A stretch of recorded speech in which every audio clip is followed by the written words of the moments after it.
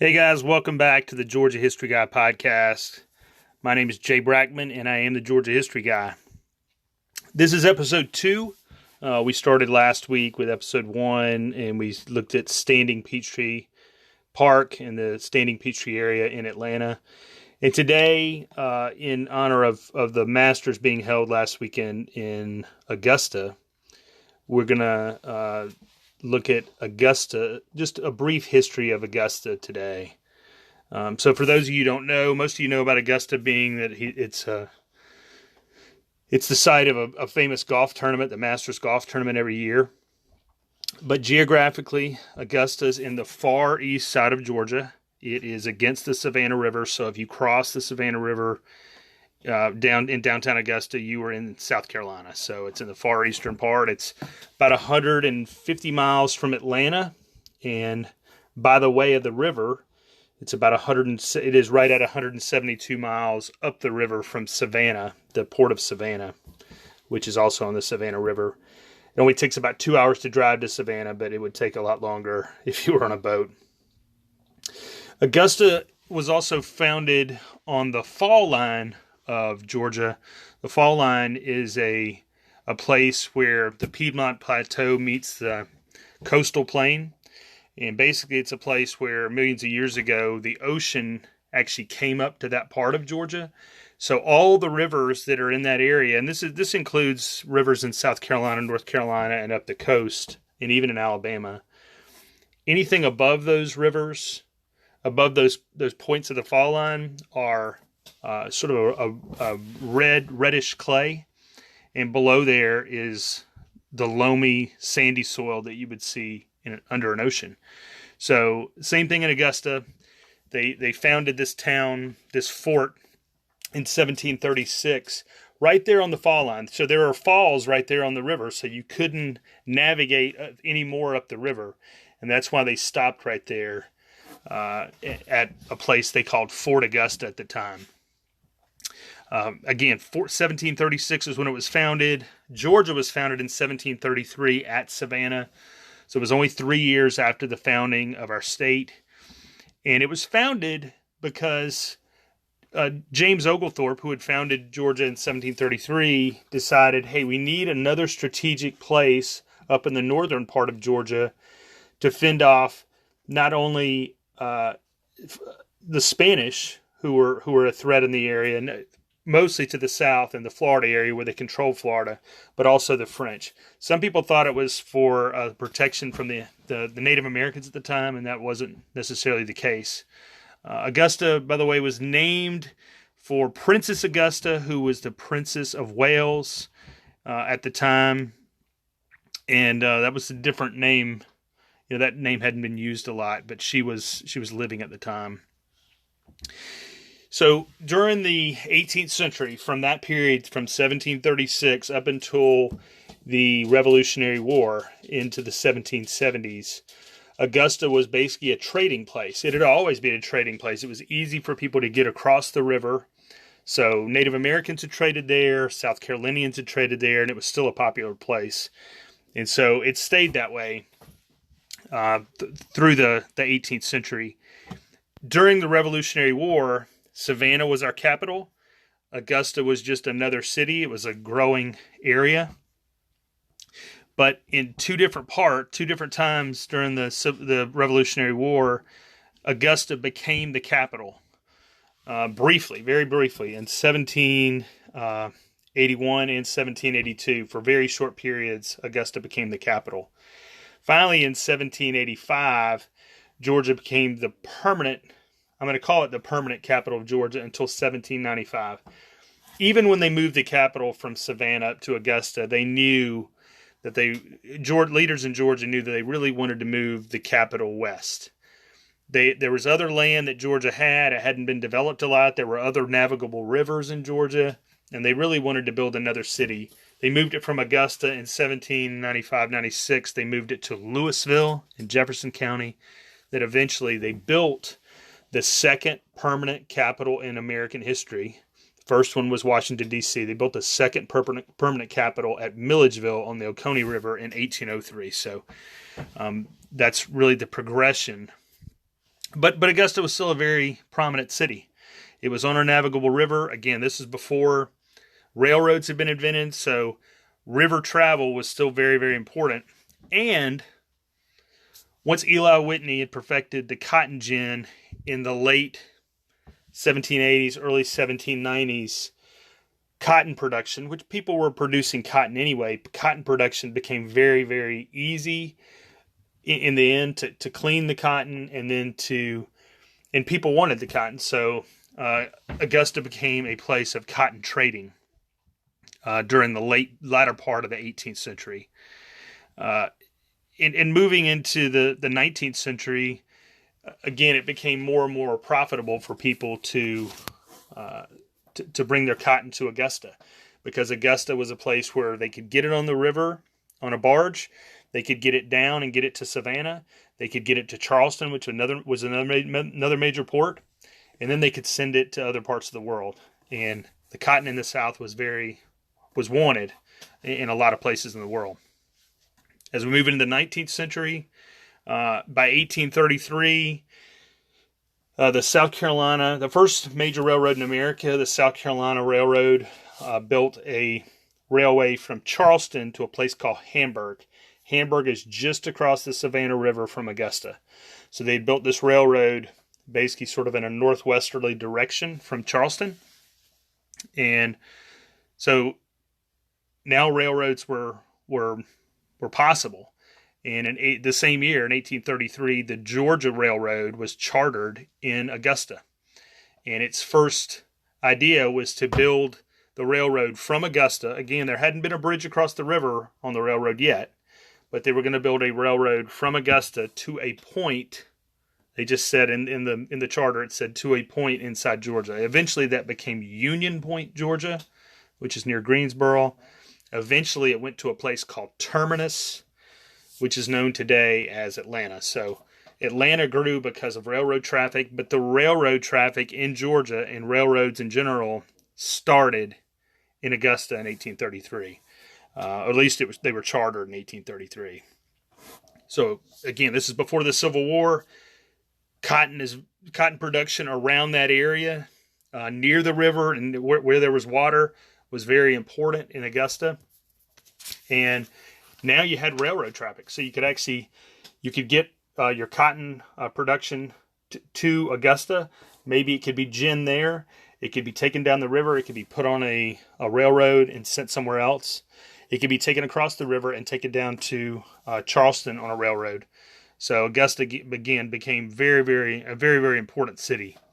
During that period, 1800 to 1850, Augusta became really, really important for its growth in textiles, in gunpowder, and in paper. In 1845, they built, parallel to the river, just a little northwest of town, they built the Augusta Canal. And the Augusta Canal was built to provide transportation, to provide water, and to provide power for Augusta.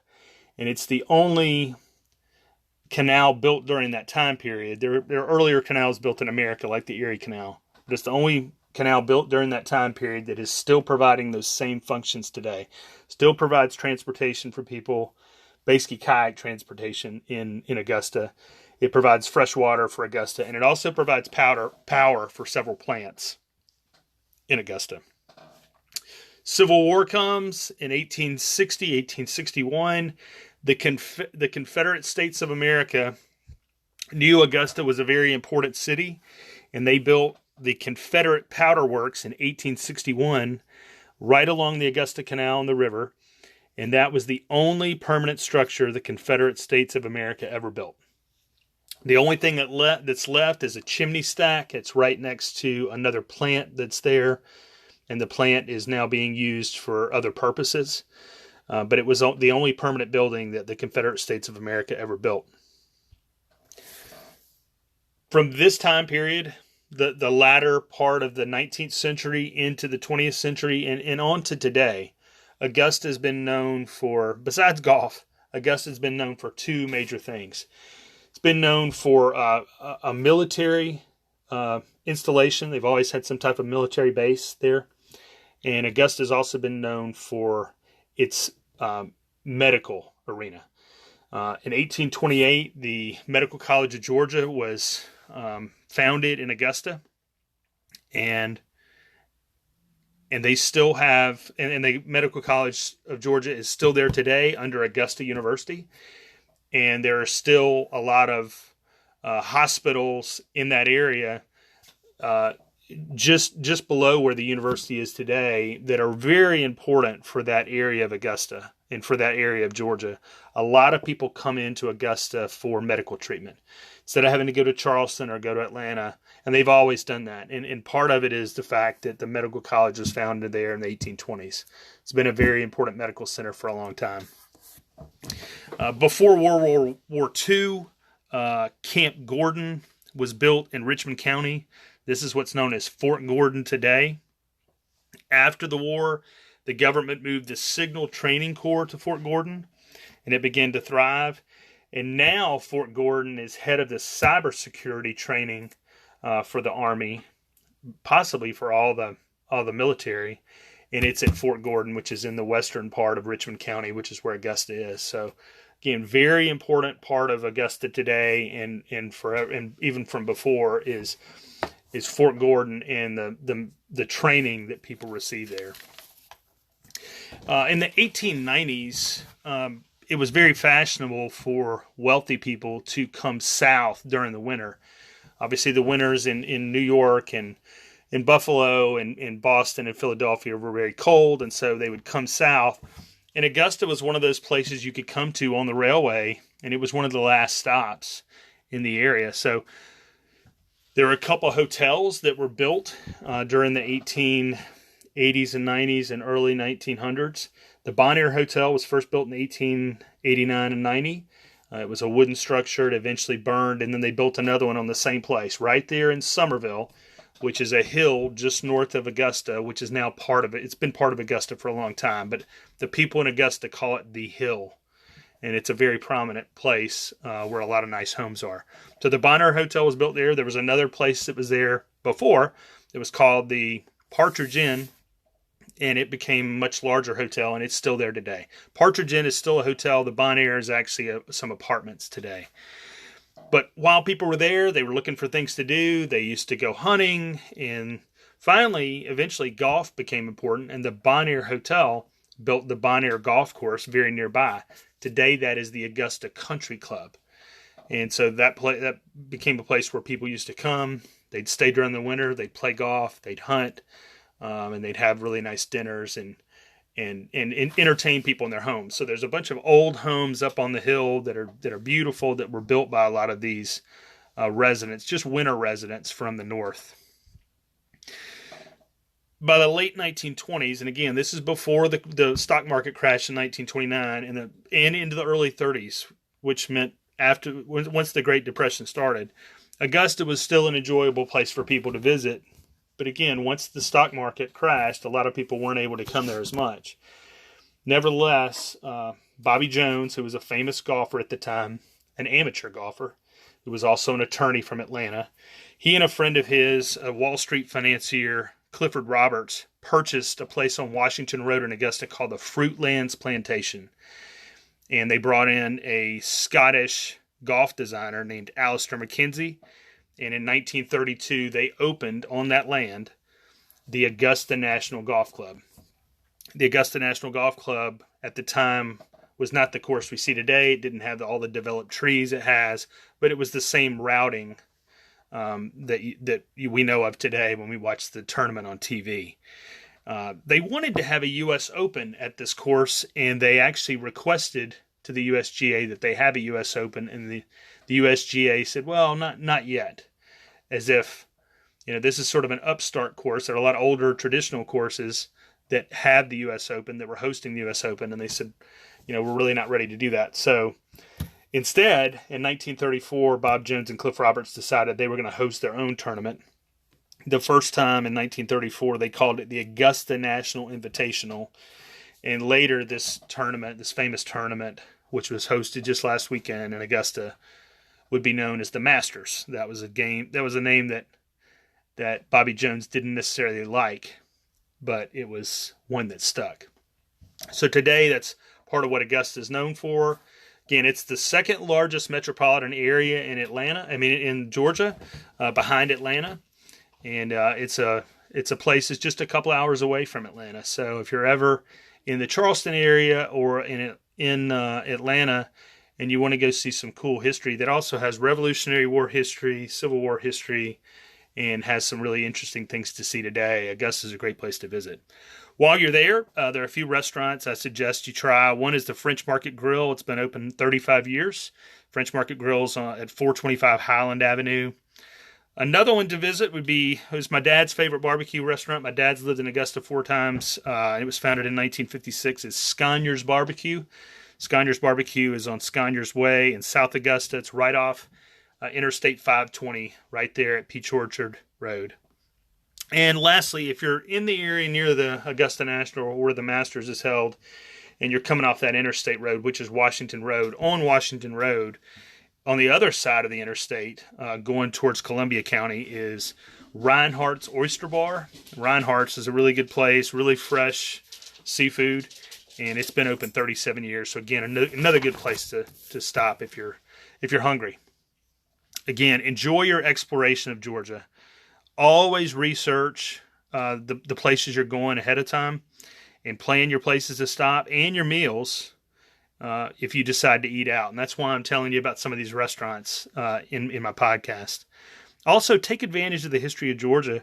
There's so much to see and experience here. Again, our state is one of the 13 original colonies. There's a lot to see, and take advantage of it if you're here. Again, we'll be back next Sunday with another installment of the Georgia History Guy podcast. My name is Jay Brackman. Take care.